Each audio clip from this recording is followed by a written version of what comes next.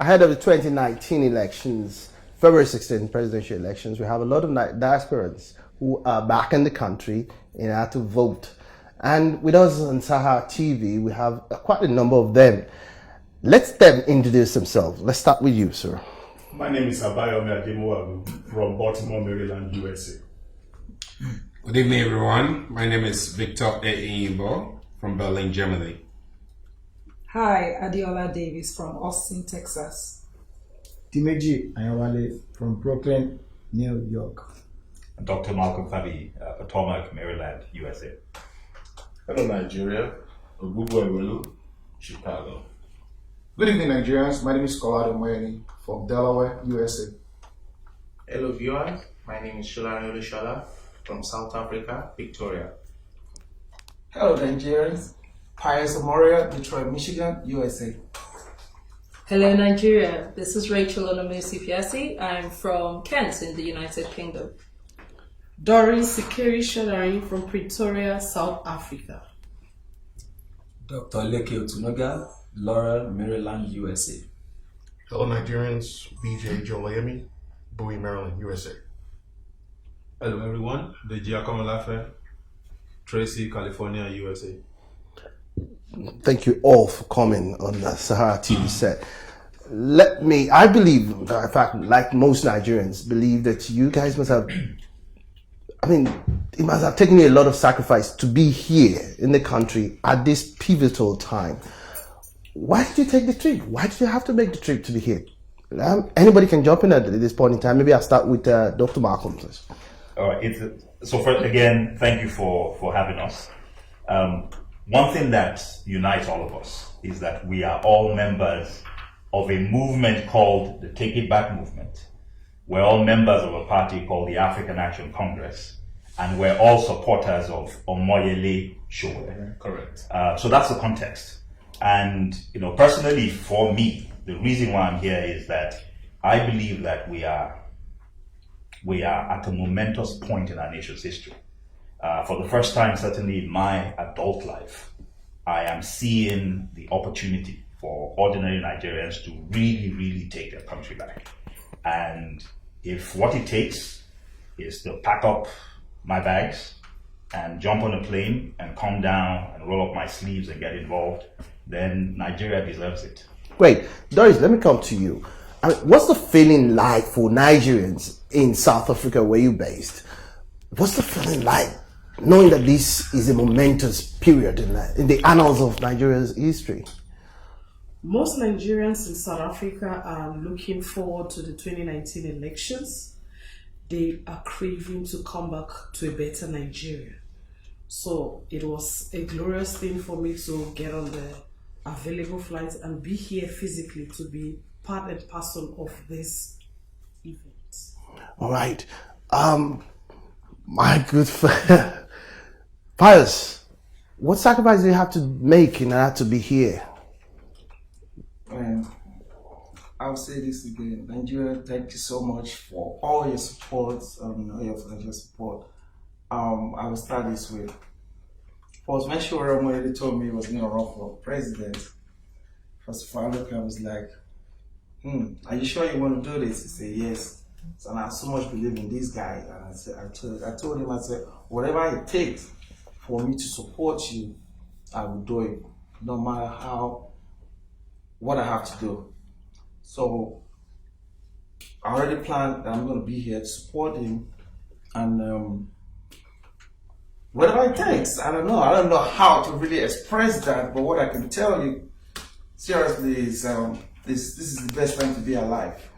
This is the best time to be alive, to see Nigerians supporting Sowore Omoyele, all in Nigeria, all over the world. But I've traveled with him to so many parts of the country, US, London, Canada, and I see the support Nigerian diaspora giving to him. If I decided to sit back and not come do this, I will regret it. Great. Great. Dimeji, let me come to you because you've been part of the campaign train for quite a while. I know you've been with Mr. Omoyele Sowore, the presidential candidate of the AAC. tell us, what has been the mood like for Nigerians in the diaspora when they heard him speak at his rally campaigns? Well, good evening, Nigerians. My experience with the campaign so far is it's born out of so many factors. Many Nigerians that live in diaspora, some of the key factors that brings them together is about how to make their country better. It's always, almost every time all Nigerian gathers together, they always discuss about what can we do to improve our country, to make our country better. We see a lot, we experience a lot of good things in diaspora, but how can we replicate those such things in Nigeria? So in that kind of aspect, right, many people will only talk, but there's no action. This is the time now for us to take some action in terms of making a better Nigerian. And what are the problems that we have in Nigeria? It's leadership. And if someone is willing to sacrifice his life, it's like it's sacrificing his life to step forward in terms of confronting the behemoths in power, to change the course for the good of our people. It's worth traveling from various places that we all came from to support the movement, to support the person that have offered himself.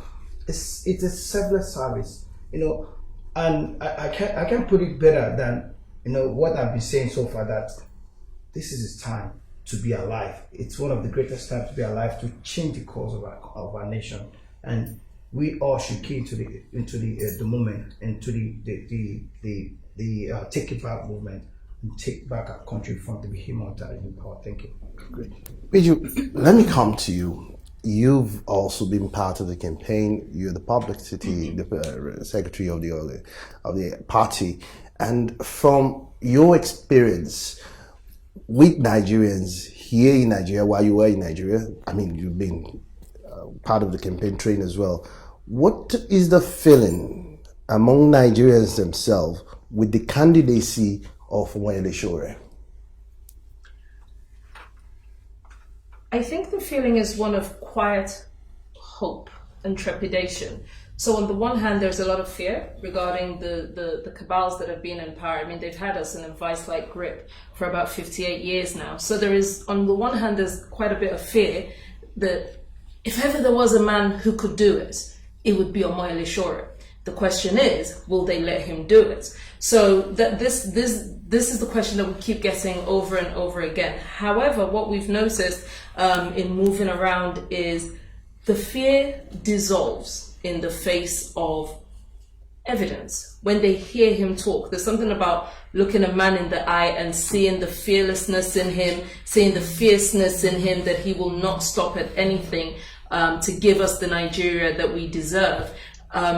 Even the most reluctant, I mean, we've heard all sorts of spurious stories and things like that, but even the most reluctant Nigeria, they do a U-turn and then they end up becoming ardent believers. They end up saying, do you know what, he's got a point. Do you know what, this actually makes sense. Do you know what, this is someone I can get behind. So yes, I would say one is, the feeling is one of quiet hope. It's a thought of, oh, this might actually be possible.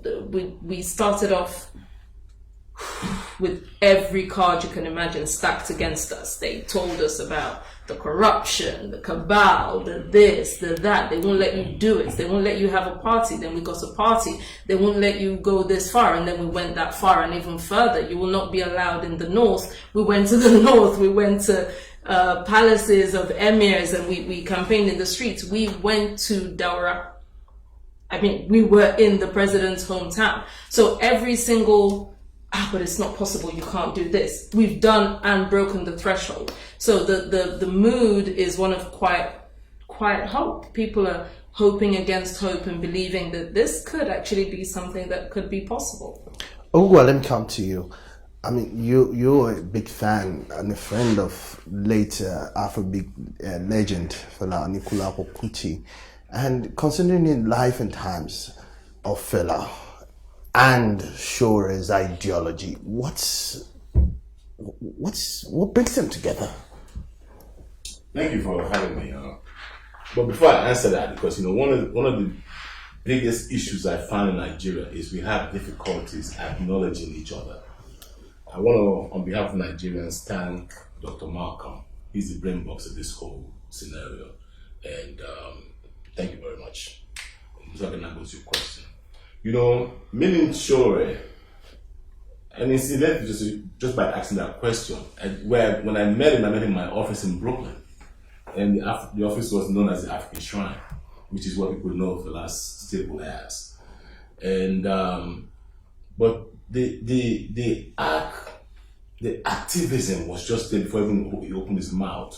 I can see his composition, and as time went on, I got to know this young man, and I will tell you, he's one of the most distinct Nigerians. Not to patronize, no. You know, in fact, the best way I can describe him is there's a young fellow in New York that a lot of people know called Fumi Ononaye. He's one of the prominent DJs. The day Fumi found out Sowore was running, he just burst into tears. And he told me, he said, you know, I don't know.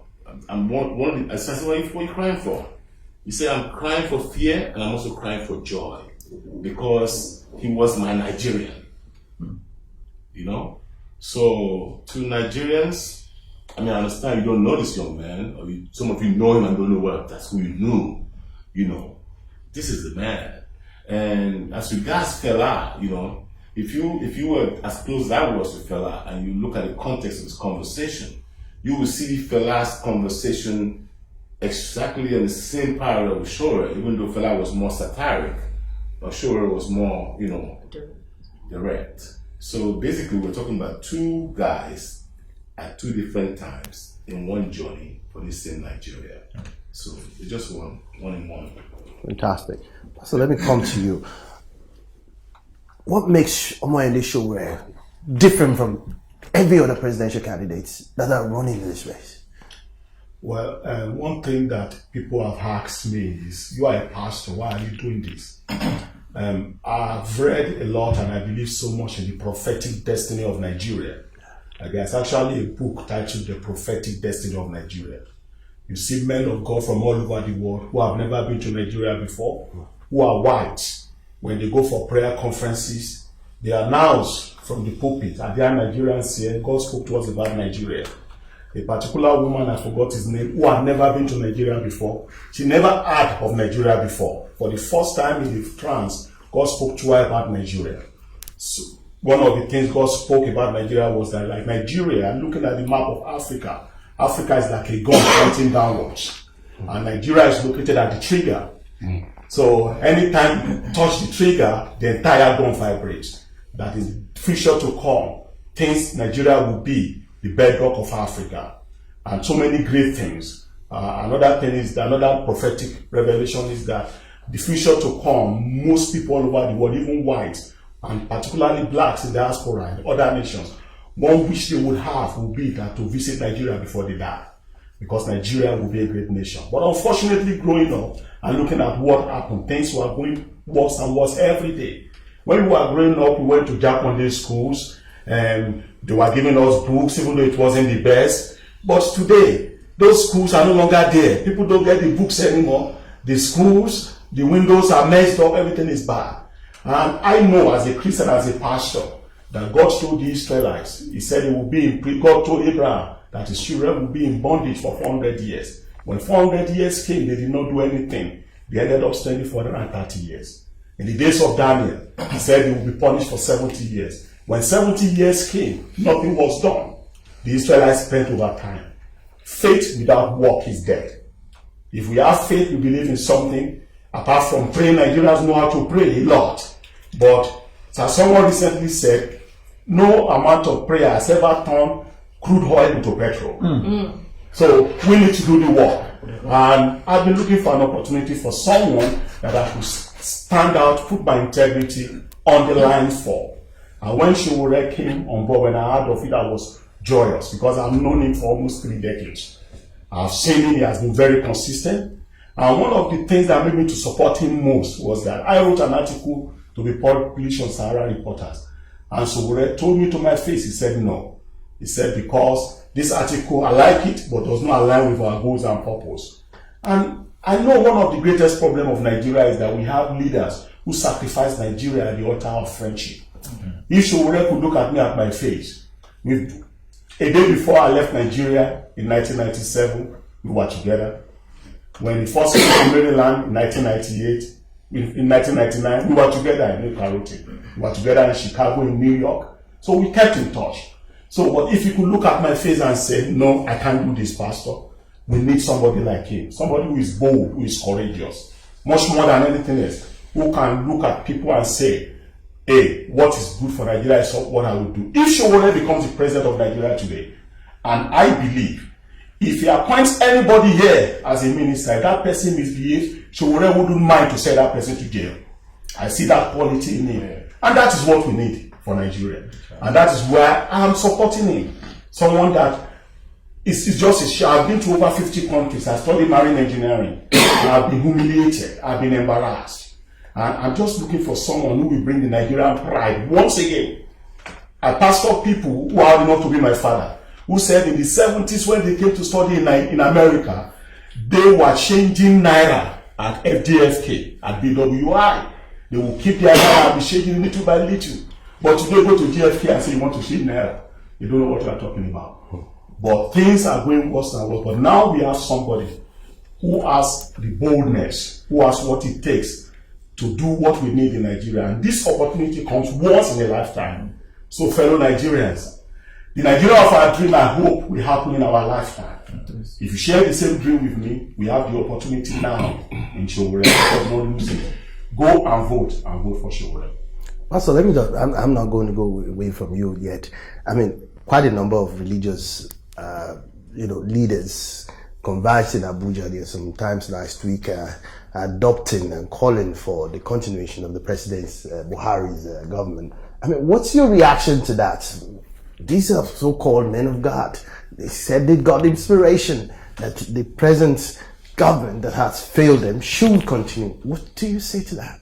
I've always said that I am the greatest prophet to myself. Anybody can tell me anything. We've seen people telling us many things and they never came to pass. And some have become so smart today, they give a prophecy and they give a way out and say, if this does not happen, it may not happen. So actually opening the door for them to escape eventually. But when God says something, it comes to pass. I cannot speak for them. And they are entitled to their rights as citizens to do whatever they want. But I've got the rare privilege of knowing Sowore as a person, of following him. And I know, let's think about it. I said it earlier today. Let's think about it. One of our fathers in faith said, if you want to know you will get to heaven, ask your wife. If your wife says no, you are not going. If your wife says you will get there, you will get there. If your wife says you are not sure, be walking out. Because the wisdom there is that your wife knows you best. Buhari's wife told us he cannot do it. That's right. He told us that the government had been hijacked from him. She told us. If his wife could say that, it is not wisdom to support him. Only the wife should understand. Right. Let me come to you right in the back. Well, after hearing that prophetic analysis, Lesky, Pastor earlier talked about the Nigerian pride return. For you, you've been living overseas and you've from time to time come back to Nigeria. What is it you want that you want us to change in this country in terms of leadership that you've seen in other places, but it's just not evident here? What is it? Well, thank you very much. There are so many things, but the hard word of everything is leadership. This is a great country by every standard. The human resources, the natural resources, the topography, the weather, everything, but we need conscientious and focused leadership to put everything back on track. We have lost track. We spoke about the glorious days,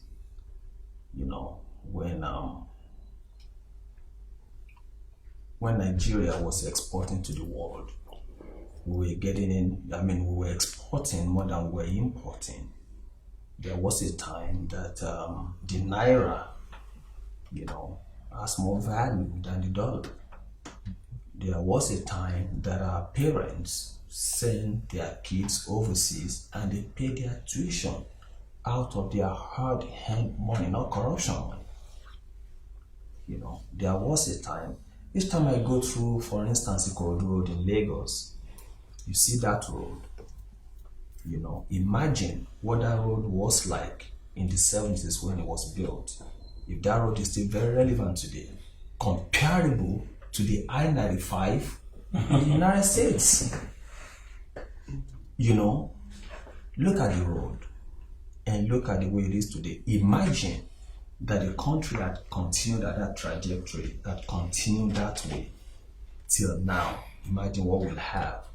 There was a time that in my mother's village, you know, you turn the tap water. I mean, you turn the tap and the water gushes out.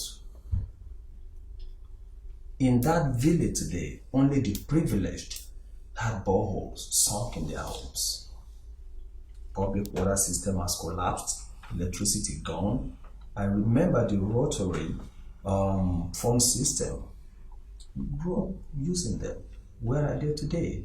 Most people who had privileges, who had access to these things, don't have access to them anymore. There was a time that the clinic in your village, you know, will give you the best of healthcare services. There was a time we saw them. There was a time that electricity was not as epileptic as the word now. There was a time that the Lagos State Transport Corporation had buses, they had mass transit comparable to the metro in the United States. There was a time. Okay, there was a time that we go to school, that our parents were poor, that we go to school and the first day of the semester the government gives you books and pencils and pens and erasers and sharpeners and you take them home on our heads. You don't have to be the son of an attorney general to get good education. There was a time that we went to the university free of charge. Matter of fact, the day they were going to increase, we had no tuition, but we pay a token for health and we pay a token for accommodation. We had a sit out because they said they were going to increase the accommodation fee from 90 naira to 120 naira. You know, there was a time that we went to school and the government, the school authorities gave us blankets for the beds that we met there, not the beds we took to school. There was a time that in that same school, you know, I received a bursary because the entrance examination into the master's program, the postgraduate studies, you know, I don't know, I did something. The school gave me a bursary. Where are all these things today? Where are those monies? On paper, they are there. The other day, I went to a local government here in Lagos for driver's license, and I saw a room, a small room, and on top of it, they wrote the Department of Social Services. Now, that Department of Social Services, if you look at the room, very symbolic. The single table that was there, the single official table, one of the legs was broken. And I told myself, you know why they don't care about this department? Because we in the diaspora are the, you know, de facto Department of Social Services. You know, and everybody who has made something of themselves, who has a little money in Nigeria, even when they work here, they are the Department of Social Services for their families. And that is the problem. We want a reversal of this. We want this country to work for our citizens. We want everyone to have equal opportunities. We don't want a situation where you have to know anybody to get a job at CBN. We don't want a situation where only the sons of the generals and the senators and the House of Rep members will be able to get a job even as a policeman. We want a country where merit will speak for you, where hard work pays, where the country will not neglect any of its citizens. We want a country that will speak and fight for their citizens. We want a country that will be the centerpiece of Africa, a country that has a rendezvous with the destiny of Africa and of the black race. That is the country that we want, and that is the passion that drives some of us. Great, wonderful. Adiola, let me come to you. I mean, what's the passion of an average Nigerian woman who lives abroad? Could you tell us about that? Well, that's a very loaded question, but I'll put it this way. Actually, I was reading an article also where, was it Bill Gates' wife that said there's statistics or some about the entrepreneurs, women in the world, and I think Nigerian women make up 40% of that. I see what Nigerian women, would leave Nigeria, probably go to nursing school, for example. I know what they do when they get out of nursing school, how many hours they work, how much money they make, the businesses they create in Nigeria, the people they send to school. And look at all that. Why can't they replicate the same here? It is, I would, no offense to the men, I think the problems of Nigeria affects women the most because we carry the most burden. A man could get married and, forget the rest of the family. But the woman, when you get married or whatever you're doing, if you're a little bit successful, it's like you're carrying your entire family, your extended family. Everybody comes with their hands out. So we are tired. When you talk about our passion, look at me. For example, I did TIBAAC deal of last year. I have a huge workload too. I got so tired. I'm actually here I don't think I told anyone, this is actually my medical leave to get better, to de-stress. But here I am. There is no rest for anyone as long as Nigeria continues like this. And at this point in time, I'm calling out all those women. It's good we all talk about the problems of Nigeria, but this is the first time that we are seeing a group of people that are unifying everybody and they are telling you what the solution to the problems of Nigeria is. So tell me, the average woman that wants life to be better, because women, we fix things, that's what we do. I probably drive them crazy when they do things in a certain way and I'm like, no, it has to be this way. So tell me how you think we feel, the passion, what jumps out of us to make sure we have to do this the right way. We have to jump behind this. So the passion typically will probably be less than 100% for women at this point in time in our lives is at 1,000 or something percent because we just have to get this right. Amazing. It's amazing. That's amazing. Let me come to my friend in Germany. I'm from Berlin. Last elections in Germany, one of the major issue during the course of that election was racism or racial bias. And one begins to wonder, how did Nigerians living in Germany actually feel? For you, for coming back home, what is the major concern of Nigerians? Yes, thank you very much. It's good to be here. Nigerians all over the world are angry. The rot in the system of this country is audible to the deaf and visible to the blind. We as Nigerians, we are tired of sitting at the fence and expecting manners to come from heaven, for God to come from heaven. We're a very religious country. Muslims are praying to God, Christians are praying. But now is the time for us to translate that prayers into action. We have to realize, we are realizing in the diaspora that nobody can do this for us except for ourselves. And that's why you see this anger is being translated into action. Many Nigerians all over the world, especially in Europe, we are very passionate about this country. When you look at the Mediterranean Sea, you will see that that place has now become a burial ground for Africans. We have the human resources. We have all the things to fix this country. But we have just been punished for over 58 years by bad leaders in this country. And now is the time for us all over the world to take our country back. There are a lot of people out there, especially in Europe, we all want to come back home.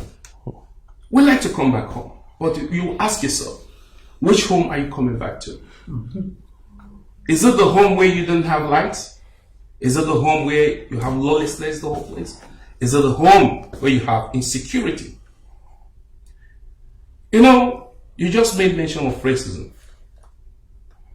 There are a whole lot of problems. As Nigerians living in the diaspora, we face a whole lot of problems. You know, a country is being judged, or a human being, with my own assessment, a human being is being judged by where the country that person stems from. For example, an American citizen in Germany. The policeman in Germany dare not harass an American citizen. Once he controls you and he brings out an American passport, immediately he treats you with respect.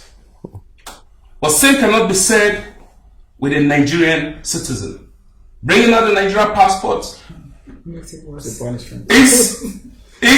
an added crime. So this is why we need to fix our country. Because not until we do this, we'll be handing over. In fact, I wouldn't say there's no future with the status quo of the way things are being run in this country. Let me stop there for now. Thank you very much. Everybody's coming, but we'll be right back after this short break. The TV and overfed ruling class did not only create wealth for the minority, dear friends, cronies, and stalwarts, and hunger for the majority, but also created a people who see themselves as hungry Yorubas, hungry Igbos, hungry Hausas. The Sims have succeeded in creating hungry pastors and hungry imams. All this in the bid to crush the resistance by the hungry people. We shall be free the day we realize that there are only hungry Nigerians.